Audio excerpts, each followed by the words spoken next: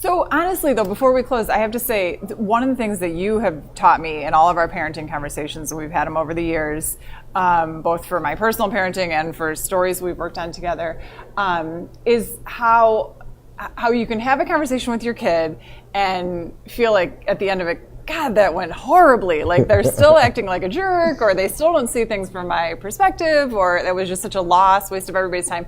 And you have helped me see it not that way at all. That like any of these conversations, even if you both leave them furious at each other, if it doesn't seem like anybody budged, it was worth having the conversation. You planted some kind of seed. Yeah. You opened a door that now they know is open. They can come to you with that topic again, or you can come to them with that topic again. Maybe you learned something from them that you didn't know going in. It's always worth having that conversation. Always worth it. No matter what it is, have the conversation. Don't shy away from it. And kids work in sound bites. So even if you walk away thinking, well, that was hopeless, nothing happened there, they might have picked up on something. Yeah. They might not show their hand right away. They might not even recognize that they picked up on something, but they probably did.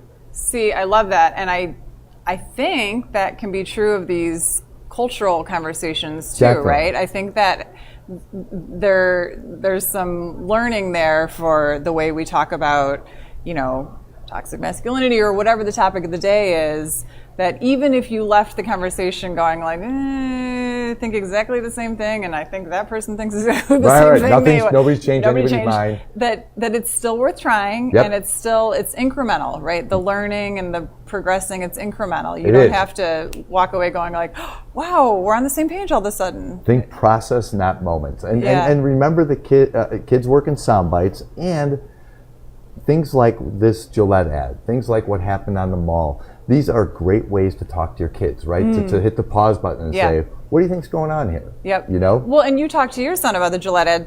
Talk about that for 1 second, because you said he didn't actually like it. George and I had this little debate about whether this was really useful or not, or whether this was just manipulative and damning men. So we had to work that through a little bit. And I would say we're probably somewhere in the middle of that process. You know what I mean? That's probably something we're going to have to continue to talk about going forward. Yeah. But I love using that stuff that's out there and people are buzzing about as, a parenting tool too. Definitely. Yeah, cool. All right. Well, thank you. Thank you. For your time and for your insights. Thank you guys for joining us. We're here every Wednesday at noon, right here in the same spot. In the meantime, you can follow me on Twitter at HeidiStevens13. Read my columns at chicagotribune.com/balancingact, and subscribe to the Tribune, chicagotribune.com/subscribe. Thanks, guys. See you next week.